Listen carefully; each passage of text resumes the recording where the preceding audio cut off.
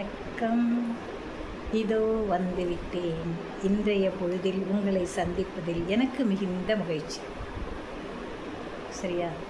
உங்களுக்கு எப்படி இருக்குன்னு எனக்கு தெரியாது. ஆனால் எனக்கு உங்களை இந்த காணொளி மூலமாக சந்திப்பதில் மிகுந்த மகிழ்ச்சி. எத்தனை பேர் பார்க்குறீங்க பார்க்கல அதெல்லாம் தாண்டி உலகத்தில் எனக்கு தெரிந்த சில சேவைகளை நான் செய்ய விரும்புவதால் யார் பார்க்குறாங்களோ அவங்கள பார்க்குறதுல எனக்கு சந்தோஷம். அவ்வளோதான். சரியா? இப்போது இந்த இனியவை கூறல் அதிகாரத்தில் அடுத்தது சொல்கிறார். அடுத்த குறளாக வருவது 6. அல்லவை தேய அறம் பெருகும் நல்லவை நாடி இனிய சொல்லின்.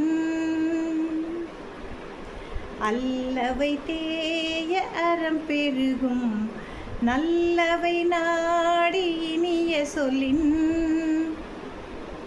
எவ்வளோ அழகாக சொல்கிறோம். அல்லவை தேய அறம் பெருகும்.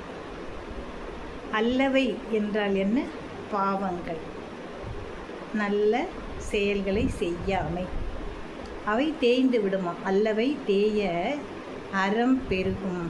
அறச்செயல்களால் செய்யக்கூடிய நன்மைகள் அனைத்தும் நமக்கு வந்து சேரும். எப்போ? நல்லவை நாடி இனிய சொல்லி. உள்ளத்தால் நல்லதை நினைத்து மற்றவர்களிடம் இனிமையாக பேசும் பொழுது அல்லவை தேய அறம் பெருகும். அப்போ நாம் பேசக்கூடிய இனிய சொற்கள் கூட ஒரு மேம்போக்காக, ஒரு பொய்யாக இருக்கக்கூடாது. உள்ளத்தளவில் உணர்ந்து யாரோட பேசினாலுமே அந்த இனிமையான சொற்களை நாம் கூறி வந்தால் நமக்கு என்ன வராது? அல்லவை தேயும், பாவங்கள் தேய்ந்து போகும், அறம் பெருகும். அறத்தால் செய்யக்கூடிய நன்மைகள் அனைத்தும் நம்மை வந்து சேரும். அப்போ இந்த இனிய சொற்கள்ங்கிறது எவ்வளவு ஒரு முக்கியத்துவம் வாய்ந்தவைன்னு பாருங்கள். புரியுதா?